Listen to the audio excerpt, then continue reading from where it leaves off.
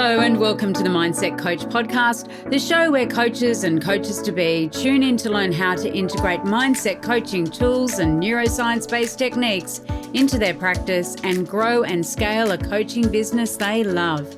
Each week, I'll be sharing easy-to-implement tips, case studies, and business strategies that you can use right away to transform your own mindset and the mindset of those you coach. I'm your host, Lara Young, founder of the Mindset Coach Academy, author of 52 Adventures to Change Your Life, award-winning business owner, coach, and coach trainer. Tune into this podcast each Friday, free on all the podcasting apps, and click to subscribe so you never miss an episode. And remember, mindset is everything. Coaches, how do you develop a prosperous money mindset? It's one of the things that is really important for us to explore as coaches, as we really want to create businesses that are profitable and that provide us with an income, more than an income, help us to fulfill our own financial goals and dreams, while still creating incredible impact and value for our clients. And it's one of the most challenging aspects that a lot of coaches find when it comes to embarking on the business of coaching, because they, in some part, think, well, I just want to help people. You know, I love doing it. I really love to help people. And there can be resistance to being paid well for that. And one of the things that as coaches we need to reconcile within ourselves is that we deserve to be paid well for the value that we provide to our clients, for the transformations that we help our clients to create. And the first step is really recognizing the value of those transformations. One of the things I really dislike hearing is when people say charge what you're worth, because that statement is completely in the wrong direction. You are worth an infinitesimal amount of value. Your value is to the infinity and beyond. We are not talking about charging what you as an individual are worth. We need to separate that, because that's not what we're talking about. What we're talking about is charging for the value of the transformation that you provide. And so part of this, of course, is understanding what is the transformation? How do you help clients? What do you help them with specifically? And how does them making that step, getting those results, actually impact their lives and the lives of those around them? You know, let's think about it for a minute. If you're a parenting coach and you work with someone so that they can really implement and develop effective parenting skills that is going to give them a long-term, powerful and wonderful relationship with their children, what is the price of that? What's the value, right? Incredibly valuable. What about someone who you're coaching, you're doing career coaching with, and you help them to get their next role? What is the value of that to your client? You know, what is the value, not just now, but the skills that you're equipping them with, not just to get this next job, but to get the one after that as well, right? To have confidence in themselves, to be able to go for those opportunities, to be successful at interview. So I think it's interesting because we can really limit our perspective in terms of the value of our service and our offers. We move away, don't we, from thinking about I charge by the hour. We want to move towards thinking about what is the outcome that I help my clients achieve and what is the value to them of that outcome. And that really is expansive when we start to think about the ripple effect of all those people who are now impacted as a result.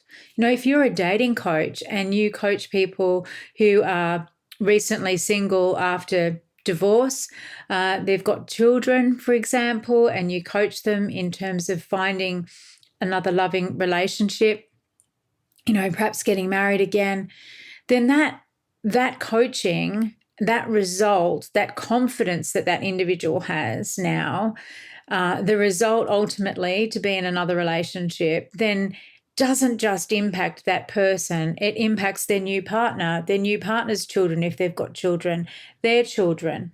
Okay. It impacts the wider circle of the overall family. It impacts the friendship groups. It impacts how happy our client is in their working life, in all aspects of their life. So we've got to start to think about that ripple effect that we do have as coaches in terms of the results that we help our clients to achieve. So one of the fears I think that a lot of people have when it comes to pricing and when it comes to money mindset is that I don't want to charge too much because I'm going to be seen as being greedy, right? And or that I should be coaching for free because I love it so much. I just want to help people. And this really, I think, stems from beliefs that money is inherently bad or that I will be judged. I will be judged for charging high prices. And so what we want to do is to start to work on our own belief systems and our own fears around that judgment and work on that so that we really are aligning our beliefs about the value we provide, but also align our values around money with our pricing to build confidence. And one of the things that we can do around that is to start to catalog all of the results that we've helped our clients to achieve through our coaching and starting to recognize that that does have a ripple effect, that there is, yes, an immediate benefit to the client and a lasting benefit as well. And then what is the price that we will put on that? And really not being afraid to charge for the value and the ongoing value that you provide your clients with. The next one is, I think, that coaches tend not to focus on so much is financial planning and strategy. So there are some industries in coaching or some niches in coaching where, for example, the fitness industry. So if you're a fitness coach, and let's take Tom, for example, he's a fitness coach and he has fluctuating income because he knows that there's going to be a whole host of people who are going to want to come to him for coaching in January when people make all those New Year's resolutions around their health and fitness. And then he also knows that come summertime, so in the Northern Hemisphere, that's going to be around sort of end of May, early June time. And then in Southern Hemisphere around November, December time, people are really going to be wanting to focus on, getting ready for the beach, getting ready for summer. And they're typically 2 times in his business where he sees, growth. He has signing up a lot more clients. And so he has fluctuating income during those periods. So what Tom needs to be focusing on then is his financial strategy. And this is about behaving in a way that is the leader, the owner in the business who does have that CEO hat on and is doing some strategic thinking to actually overcome those peaks and troughs in terms of income. And this can be around, looking at innovative ways to ensure that you have consistent income coming through. Maybe it's about creating a membership or actually having different offers and services. Maybe it's about moving away from that typical, start of the year and then summertime surge that Tom has been seeing in his business and start to think about some programs and packages that he can offer out there that really are aligned with his values, what the client wants and needs, but also is aligned with his value and ethos around ongoing health and maintenance. I know that certainly several of the health and fitness instructors and professionals that I've trained at the Mindset Coach Academy, they have this ethos, which is about overall health and well-being. And, so leaning into that can be another great way for Tom to actually do some really good financial planning and strategy. And it also means too that if Tom knows that there are going to be peaks and troughs, there are opportunities to build in other programs and other offerings so that he does have more of a consistent income. The third example where we as coaches can struggle with our money mindset is around scarcity. Now, scarcity can be in terms of wondering where all the clients are. There aren't enough clients to go around. And it can also be in terms of investing in our own business. So one of the things that we can tend to think is if we've got, you've got a regular income coming in, you've got money in your business, and you think, I really want to take another course, I want to up-level my coaching skills, and then scarcity sets in. And you think, well, what if I invest this money and then I don't have another client? I don't have another, that income stream dries up for me. And so it's interesting because that again reflects on the identity piece. Who do I see myself as? And also on beliefs about money.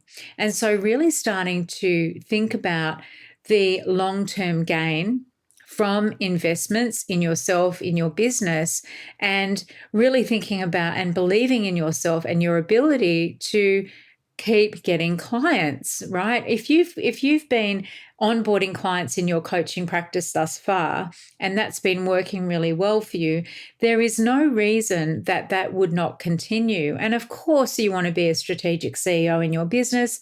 Of course, you want to be having that residual, fund that is still there so that you can do things like invest and grow your business and yourself and your skills. But you've also got to back yourself as well and believe that with increased skills, investing in yourself, that you are going to attract more clients. You can start to build different programs out, offer different packages that you can do because you've acquired those additional skills in your business. And, they can be coaching related skills. They can be adjacent skills where you're learning different tools and techniques, or it could be investing in, a business-based program. Or a membership or a mastermind, that kind of thing. And so that does come down to beliefs and identity as well. If you see yourself as someone who is prosperous and abundant and has a wealth, not just of income, but also of clients and opportunities, then that really shifts out of the scarcity mentality place. The next one and the final one that I think has a significant impact is imposter syndrome. Now, this is where coaches will be confident and then they will start to doubt their abilities. And so what happens is, and this is a really can be quite a challenging one, because once you start to doubt your abilities as a coach, that energetically transmits to clients. It transmits when you're wanting to onboard people. It transmits in your marketing. And so once we start to doubt our abilities as a coach, those doubts and feelings of inadequacy actually impact our professional identity. Who do we see ourselves as a coach? And as a result, we become less effective when it comes to coaching itself. And then it becomes this reflexive loop where the less results our clients appear to achieve, the less confident we are. And so it goes on and on. The less confident we are in our coaching, the less we're showing up, holding space for our clients. And so, one of the things that can be really important as a new coach is really being able to have opportunities like an alumni or like some kind of group like the Coaches Success Accelerator, which I run at the Mindset Coach Academy, where we actually work with coaches around enhancing their coaching skills, coaching supervision, and business development as well, which, as we all know, is really, really critical.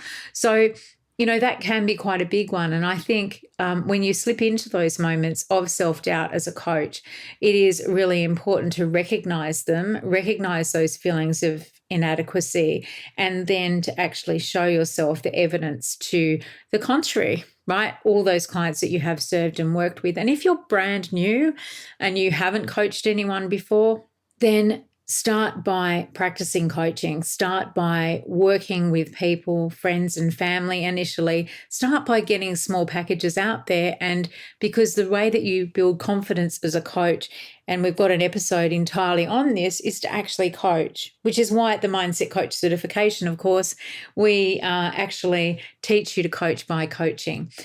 Because then by the time you finish the program, you're full of confidence. You will have coached for around about 3 hours a week for 34 weeks, 9 months.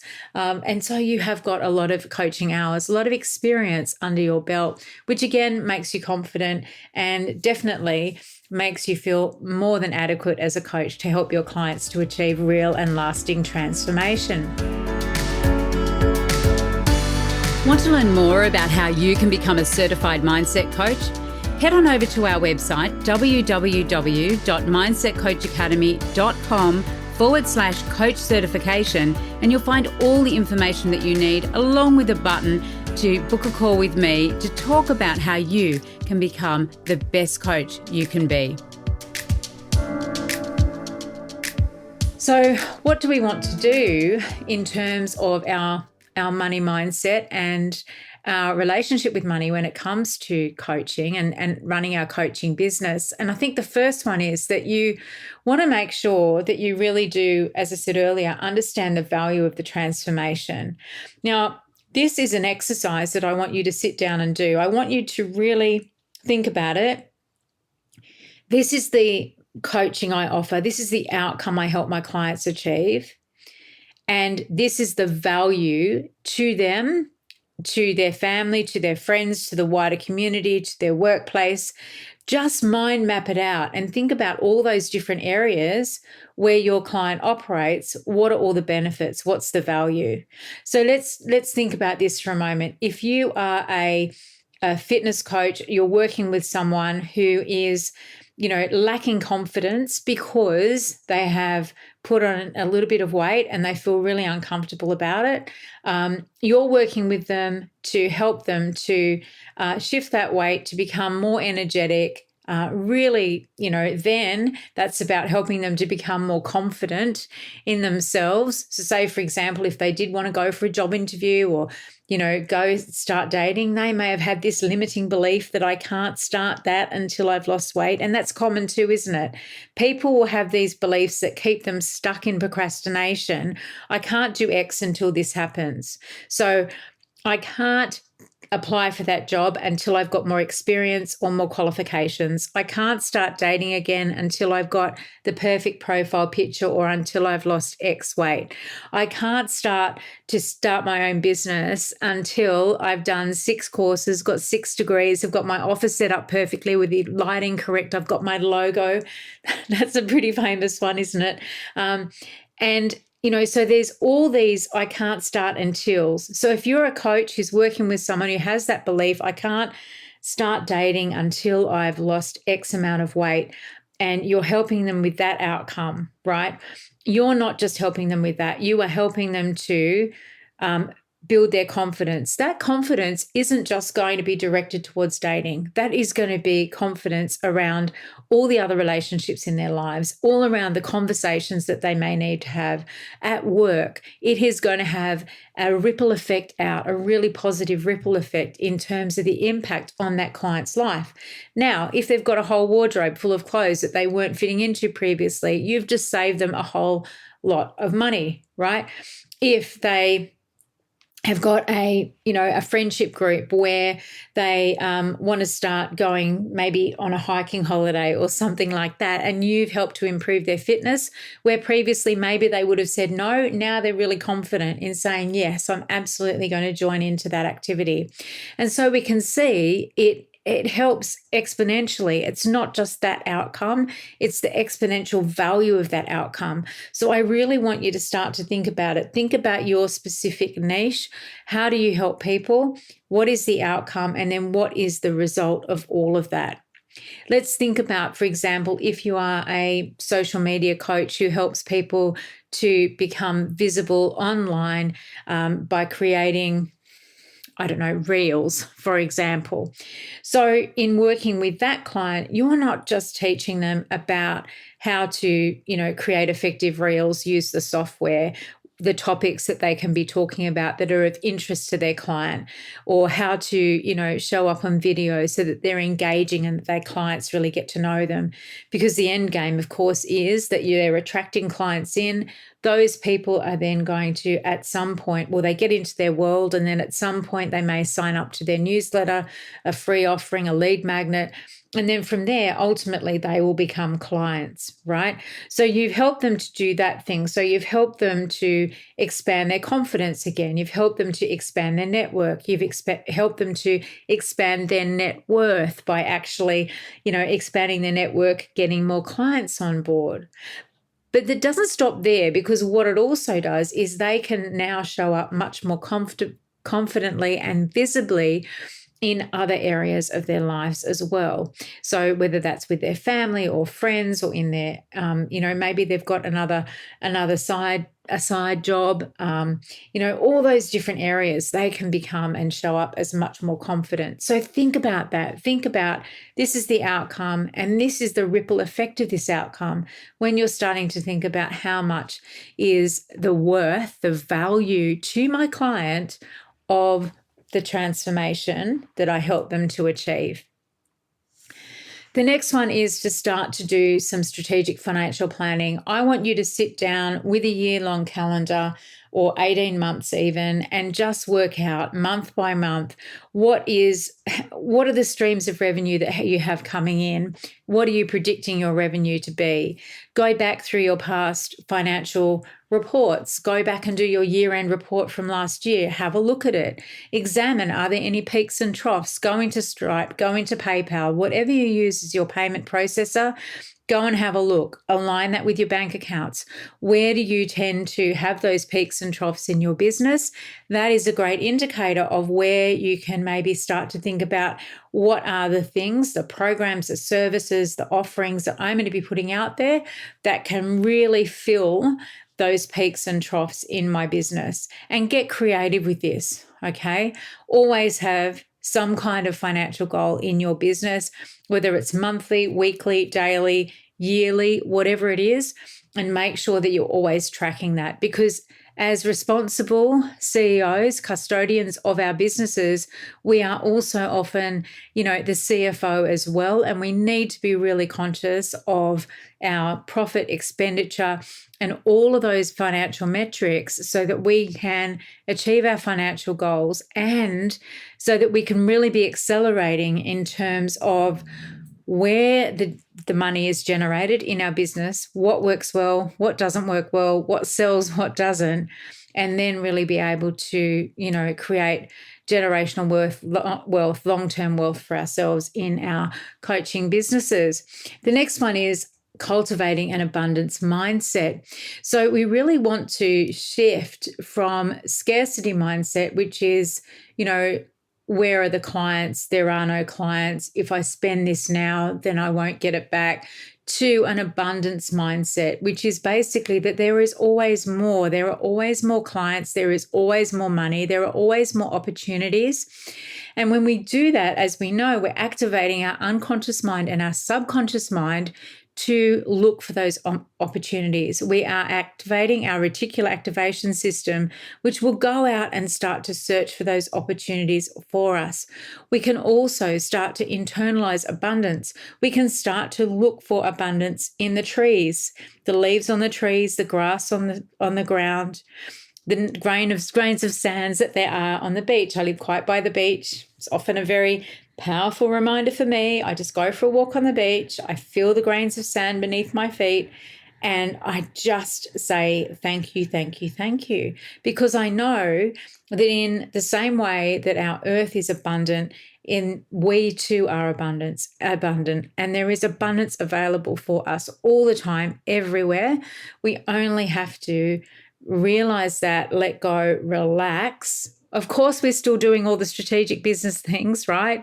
I don't want you just to relax and not promote yourself, market yourself, have coaching services that actually deliver results, but really opening yourself up to recognize that you have the skills, the ability, the talent, the resources to be able to become even more abundant. Recognize that there is always more, because once you do that, then you are not embracing those negative emotions, that energy, that vibration that is going to push away anything. If you're in scarcity mindset, if you are not thinking abundantly or acting abundantly either, then that energy is going to come back to you. So we really want to be able to do that. I'm going to drop some tools and resources for that below this episode for you. And the final thing is that we really want to build our confidence as a coach and really just crush imposter syndrome or any fears, doubts, insecurities that we have about our coaching. And there's another episode on this, previous episode, which we'll drop the link to below as well. Now, one of the ways that you can do this, of course, is by joining a community of like-minded coaches like the Coaches Success Accelerator, which is full of a group of incredible coaches who all support each other, encourage each other as we navigate this coaching journey together. One of the things, of course, when you're part of a community is that you can share your journey, right? And a couple of journeys that I'm going to share here, that case studies. The first one is Emily, and Emily went from financial chaos to a six-figure coaching business. And Emily was someone who's really passionate. She's a passionate health and wellness coach, just loves helping her clients, but was struggling financially. Her coaching practice was in chaos, primarily due to inconsistent pricing, lack of financial planning, and an overwhelming scarcity mindset.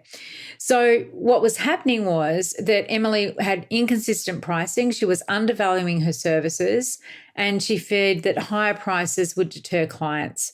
Now, often we see this. Often we see people believing that if they price too high, no one's going to buy, when often the reverse can be true. Not always, but often the reverse can be true. Sometimes people won't buy because they think it's too cheap and it's not going to be good value. I've had this happen to me in the very early days of the Mindset Coach certification program, where a couple of people said to me they nearly didn't join because at that point in time, it was really high value and a low price. And the price of my program is going to be going up again. So the next thing that Emily was doing was that she didn't have any financial planning. She didn't have any financial strategy. And because of that, her earnings were really unpredictable. And because she had unpredictable earnings, she was getting really stressed. She was getting into the vibration of scarcity mindset. And so what happened then was, even though she recognized that she needed help in certain areas, she wasn't able to invest because she was fearing those dips, those troughs in her income. So one of the things that Emily needed to do, of course, and that I've recommended for all of you, is to really work on recognizing the unique value that you offer and aligning your pricing with your skills and the market demands. Then also making sure that you are developing a revenue model, setting clear and achievable goals. So implementing a clear financial strategy. And then also starting to cultivate that abundance mindset. So, really starting to do your own practice. I know many of you already have a morning routine, which is potentially some affirmations, journaling, maybe some listening to some inspirational podcasts, etc. Really create that into part of what you're doing. And as a result of doing those things, Emily then had a business over the space of about 6 to 8 months that transformed into a six-figure successful business. Now, the thing is, because Emily was focusing on delivering value, then she wasn't worrying about money. If we are focusing on the value and the service we can provide to our clients, we're not focusing so much about money, not worrying about it, and therefore, guess what? More of it comes to us. And then, of course, the more money we have, the more able we are to invest in marketing and professional development, which really furthers the growth. So those three things are really important. The next case study I just want to briefly share with you before the end of the episode is David. David was someone who wanted to become a career coach. He was an ex-recruiter from the recruitment industry, and he started to really worry about his abilities because he'd come from the other side of the desk. He'd been, as I say, a career-long recruiter and wanted to move into career coaching. And so what happened was he started to really doubt himself, going from that sort of a role where he was employed and then there was a commission base to actually, sitting at his desk in his home office, opening up his coaching practice, he started to become full of self-doubt. So what happened was that because he was unsure of himself and he was so used to being, the life of the party in the office environment, going out and seeing clients and having the camaraderie of a team, that he started to really doubt himself, and he wasn't really putting himself out there. He felt a bit embarrassed. He was worried about what his old colleagues would think about him, maybe his old clients as well. He had some concerns about. So he didn't really want to market his services, and therefore, how was he ever going to reach potential clients? The other thing that happened was he really struggled to price his services competitively because he always started to think of himself as a beginner. He felt like he had no experience and he just wasn't good enough. And then, of course, because of that, his network dwindled. He had a really limited network. Previously, in the recruitment business, he was one of their high flyers. He was out there. He was getting clients. He was at networking events and parties and, going out and doing all those marketing development, business development activities that you do. And then all of a sudden, it kind of imploded. His doubts kept him from connecting with other people in the industry. So there are a few key things that David did to actually turn this around. And the very first one was to build that confidence based on past experience. So David had the experience of networking, of really communicating very effectively with people, of marketing when he was in the recruitment practice. He also then started to do some work around all of the different skills that he does bring to the table in coaching, and specifically in career coaching. He'd had years-long experience in the recruitment industry, knows exactly what employers are looking for, and has seen hundreds, if not thousands, of CVs come across his desk. And so as a career coach, really, really well placed to help his clients in a very pragmatic way, as well as with their mindset in terms of, changing careers, getting promotions, going for new jobs. And so really, he started then to understand that he had a very unique value proposition as a career coach, and then set appropriate pricing as a result. And then what he started to do, of course, as his confidence grew, then he felt much more comfortable engaging. And so he started attending industry events, networking and speaking, and positioning himself as an expert. And so those things are really, really powerful in turning that mindset, that money mindset, around for David. So now it's time for you to start to think about your own money mindset when it comes to your coaching practice, your coaching business, and think about the elements in today's episode that have really resonated with you. Maybe some of them have really rung true for you in terms of your money mindset. And so I'm going to drop some resources below the episode that you can explore. And I also want to remind you as well that we do have our next cohort of the Mindset Coach Certification Program starting in October. And through that program, you will not only become equipped with incredible tools and techniques to help your clients create lasting transformation, you'll also experience an incredible personal transformation yourself in terms of your own mindset. So I'll drop the link below for that. And I also wanted to re-mention the Coaches Success Accelerator. This is our coaches group for coaching supervision, for coaching development. We have some coaching masterclasses. We also have business development masterclasses every month. So I'll drop the link below for that as well. So lots of resources there for you to explore. And if you do have any questions, please do feel free to drop a comment below or book a call with me. We can have a chat. Okay, have a great week, everyone. Bye for now.